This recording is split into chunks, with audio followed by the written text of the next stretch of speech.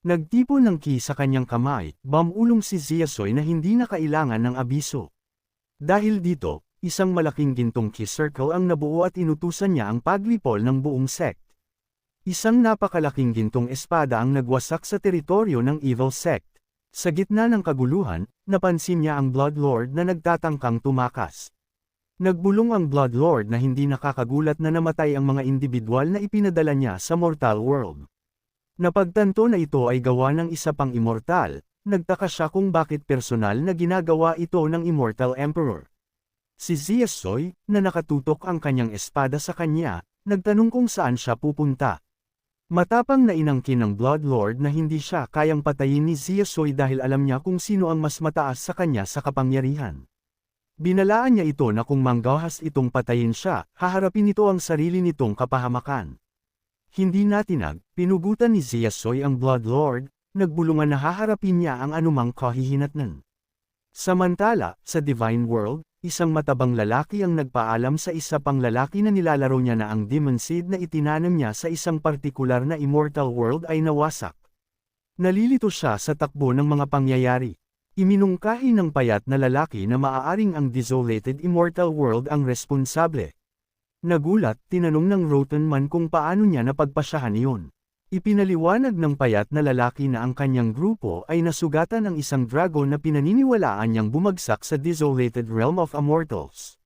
Bagaman walang konkretong ebidensya, mayroon siyang intuition na may mangyayaring kalamidad kung ipagpapatuloy nila ang kanilang landas. Pinayagan ng matabang lalaki na maaaring may isang mas malakas kaysa sa kanila sa Immortal World at sumang-ayon na oras na upang magpadala ng isang tao upang mag-imbestiga.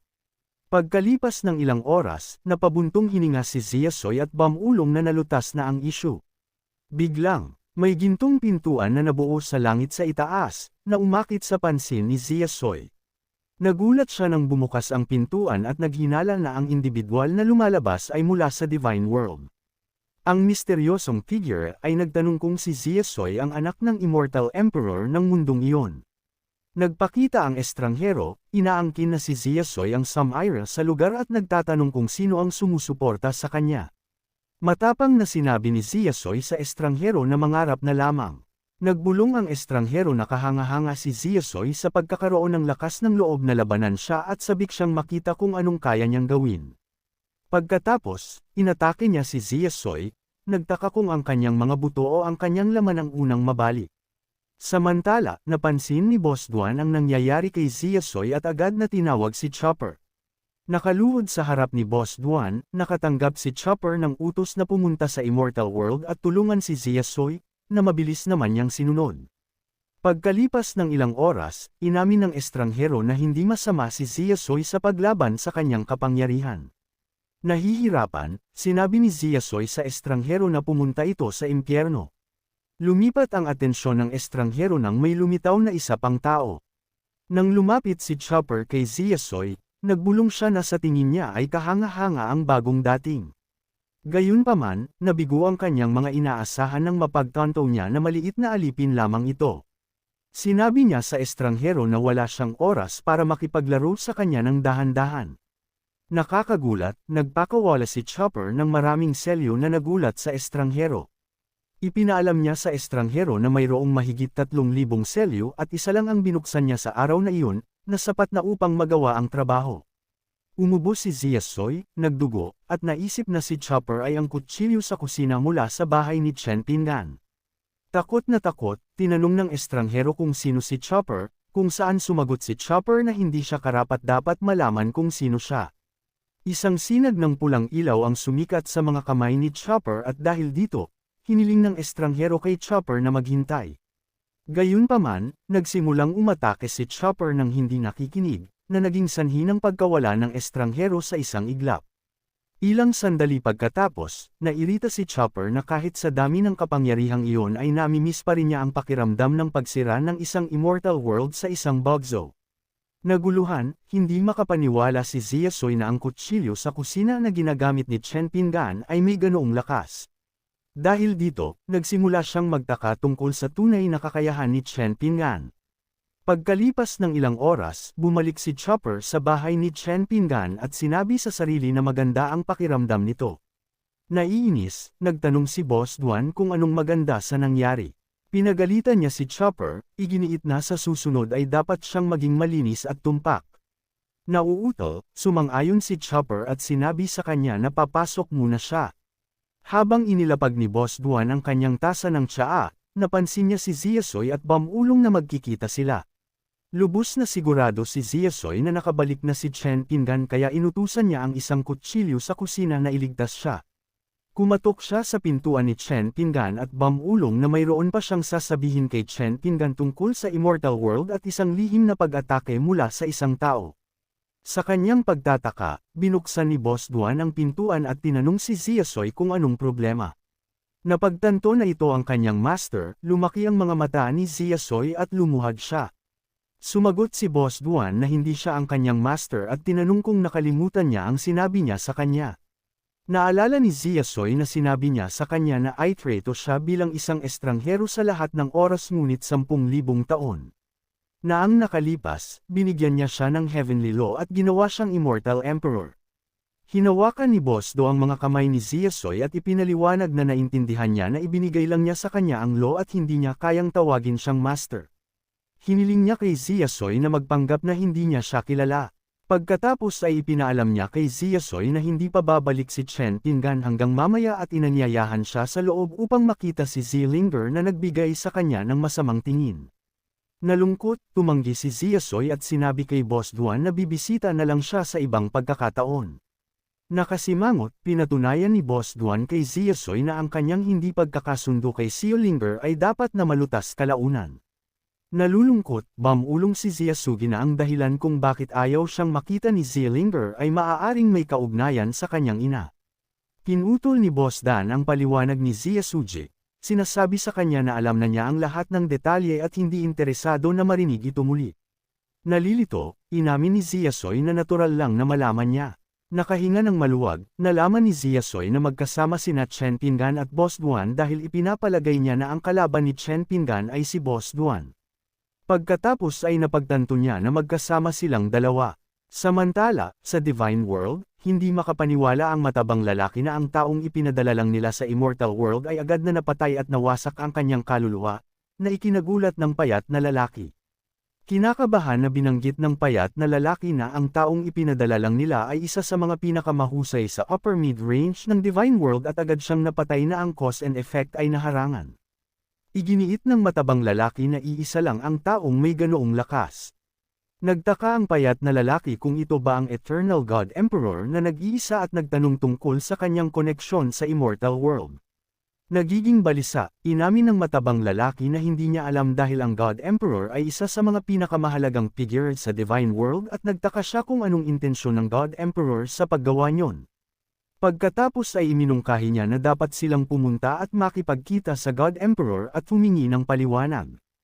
Ang God Emperor, na nasa rurok ng God Realm, nagtanong sa dalawang lalaki kung bakit sila naparito. Nang ipaalam niya sa kanila na kakagaling lang niya sa seclusion at nagpapalakas pa rin, nagalit na sumagot ang matabang lalaki na ang God Emperor ay dapat na panatilihin ang neutralidad ng tatlong domains at hayaan silang magkaroon ng kalayaang umunlad. Pagkatapos ay tinanong niya ang God Emperor tungkol sa kanyang intensyon sa pag-atake sa kanyang demon domain. Sa pagtanggap, sumabat ang payat na lalaki na ipinaalam sa God Emperor na dumating sila upang humingi ng paliwanag. Gayunpaman, mariing tinanggihan ng God Emperor ang akusasyon niya sa pag-atake sa kanilang demon domain. Itinaas ang kanyang boses, sumigaw ang matabang lalaki sa God Emperor, sinasabi sa kanya na ang kaluluwa ng taong ipinadala niya sa Immortal World ay nawasak at naharangan. Dahil dito, humingi siya ng paliwanag. Tumayo ang God Emperor, tinanong ang matabang lalaki kung bakit naharangan ang cause and effect. Nahuli sa gulat, inamin ng matabang lalaki na tama siya. Napagtanto ng God Emperor na walang ibang makakaharang sa cause and effect maliban sa dalawang tao. Ngumiti at tumawa, naguguluhan na may natutunan siya tungkol sa dalawang hindi kilalang individual. Hiniling niya sa kanila na sabihin ang lahat ng alam nila. Samantala, sa Beast Mountain, tinanong ni Lu Shui si Chen Pingan kung sigurado ba siya sa paggawa ng mga oso bilang kanilang training partners. Tiniyak ni Chen Pingan sa kanila na gumamit siya ng isang lihim na treasure upang pakinggan ng mga oso ang kanyang utos sa Maikling panahon at maaari silang magsanay ng may kumpiyansa. Mao Sisa, binalak ni Panhang ang uri ng lihim na treasure na ginamit ni Chen Pinggan upang kontrolin ang mga demonic beasts. Sa paggawa nito, napagtanto niya na si Chen Pinggan ang nanakit sa kanya noong isang araw. Gayunpaman, itinanggi ni Chen Pinggan ang akusasyon, sinasabing natuklasan lang niya ang treasure nitong nakaraang mga araw at hindi siya iyon. Namula si Panhang, sinabi kay Chen Pinggan na kalimutan na lamang ito, inamin na karapat-dapat siya sa nangyari dahil sa hindi niya pagtrato ng maayos sa kanya noong araw na iyon. Nagmuni-muni siya na kasama si Chen Pinggan sa kanilang team. Malaki ang kanilang tsansa na manalo sa tournament na kanyang napansin ay mahalaga kay Tan Shan-chan. Ayon kay Panhang, hindi nakabuo ng team si Tian Shanhan dahil lihim na nadapa si Tian Lechi. Idinagdag niya na marahil ay nagtataka si Chen Pinggan kung paano sila naging ganoon. Si Chen Pinggan, walang interes, ay hindi man lang mausisa at pinahinto si Panhang sa pagpapatuloy. Ipinaalam niya kay Panhang na sumasali lamang siya sa kompetisyon upang makamit ang kanyang sariling mga layunin at ang kanilang pagkikita ay isang bagay lamang ng kapalaran. Ito ay nagpahigpit kay Panhang. Binigyang diin ni Chen Pinggan na hanggat manalo sila, iyon lang ang mahalaga. Kinabukasan, sa tournament arena, iginapos ni Chen Pinggan ang kanyang aso, ipinaalam dito na hindi siya makakasama sa kompetisyon. Hiniling niya sa aso na manatili ng masunurin malapit sa puno. Marahang hinaplos ang aso, tiniyak ni Chen Pinggan na babalik siya pagkatapos ng tournament.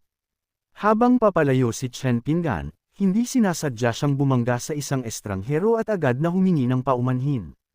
Ang estranghero, nang mapansin ang espada ni Chen Pinggan, napagtanto na hindi ito ordinaryong sandata at nakita na niya ito kung saan dati ngunit hindi niya maalala kung saan. Pinapaalalahanan ng sarili na huwag nang magpilang-pilang pa, alam niya na kailangan niyang ibalik ang Firebird o haharapin ang matinding pagagalit sa kanyang pagbalik. Biglang may ideya ang kakaibang babae, kung talagang kayamanan ang espada ni Chen Pinggan, ang pagbabalik nito ay maaaring makabawi sa pagkawala ng Firebird. Determinado, nagplano siyang pumasok sa tournament. Samantala, sa resting area sa tabi ng arena, tinawag ni Guoshan si Moy. Nagtanong si Tian Lechi kung si Moy ang tinatawag. Sumagot si Moy na hindi pa niya nakita si Guoshan dati at tinanong ang isa sa kanilang mga kasamahan kung kilala niya ang estranghero, kung saan sumagot ito na hindi. Gumawa si Guoshan ng isang mapanlinlang na spell sa kanila, sinisisi sila sa hindi pagkilala sa kanya bilang pinakamahalagang miyembro ng team. Nakangiti, alam niyang gumana ang kanyang spell. Napansin si Guoshan, ang pinakabanal sa Yunji Sect Immortal Realm, naisip ng Bronze Sword sa sarili na maraming pamilyar na mukha kamakailan sa mortal world. Ipinaalam ni Tian Shanxin sa kanyang mga kasamahan sa team na ang tournament ay nahahati sa dalawang round, ang unang round ay ang arena at ang pangalawa ay isang team match. Nagpahayag siya ng kumpiyansa sa kanilang kakayahang manalo sa unang pwesto ngunit binigyang diin ang pangangailangan para sa pag-iingat. Pagkatapos ay tinanong ni Chen Pinggan si Tan Shanxin kung maaari siyang mauna sa unang round ng tournament. Ipinaliwanag niya na bilang pinakamahina na miyembro ng kanilang team, malamang napipigilan ng ibang team ang kanilang pinakamalakas na miyembro na lumahok sa arena, na nagtitipid ng kanilang kay para sa mas mataas na puntos sa team match. Sumang-ayon si Liu Shui kay Chen Pinggan at iminungkahi kay Tian Shanxin na ipadala siya muna. Pumayag si Tian Shanxin, lihim na iniisip na si Chen Pinggan ang pinakamalakas sa kanila. Sa pagkaalam na siya, ang mauna, labis na natuwa si Chen Pinggan, na naalala ang kanyang huling laban kay Moy at kung paano niya natuklasan ang kanyang kakayahang matutunan ang mga martial arts skills ng ibang tao sa isang sulyap. Sabik niyang inaasahan ang pakikipagkumpetensya sa tournament upang makakuha ng mas maraming skills ng libre at yumaman. Gayunpaman, binalaan ni Liu Shui si Chen Pinggan tungkol sa prinsipe na kasama rin sa tournament at hinimok siyang mag-ingat. Pinatunayan ni Chen Pinggan kay Liu Shui na hindi siya magtitipid at hindi na kailangang mag-alala. Kinakabahan, bumulong si Liu Shui na nagmakaawa ang hari sa kanya na ipasa ang babala, natatakot na baka hindi sinasadya ni Chen Pinggan na masaktan ang prinsipe. Sa huli, nagharap sina Chen Pinggan at ang Crown Prince na si Yongming sa unang round ng tournament. Nang matukoy kung sino ang kanyang kalaban, tinanong ni Chen Pinggan kung si Yongming na ang Crown Prince. Kinikilala ang kanyang tagapagtaguyod, ipinagpalagay ni Yong Ming na ang ganoong mataas na antas na tao ay dadalo rin sa tournament. Nakita ito ni Chen Pinggan bilang isang napakagandang pagkakataon, naniniwala na bilang isang prinsipe, dapat magtaglay si Yong Ming ng ilang mahahalagang martial arts skills. Gayunpaman, sumuko si Yong Ming nang hindi nakikipaglaban kay Chen Pinggan. Habang sumusuko si Yong Ming, kinilala ng isang tao sa arena si Chen Pinggan bilang kanilang tagapagligtas mula sa isang beast tide ilang araw na ang nakalipas. Sumang-ayon ang ibang mga kalahok, na nailigtas din ni Chen Pinggan at dahil dito ay sumuko ng walang laban. Nalilito at nagalit, nakita ni Chen Pinggan ang sitwasyon na lalong nagiging labis, nagtataka kung ito ba ay isang tournament o isang pagtitipon ng pasasalamat. Kung alam lang niya, hindi sana siya nauuna dahil wala pa siyang natutunan na isang galaw sa puntong ito. Like, comment, share, and subscribe naman dyan mga ito go. Maraming salamat po.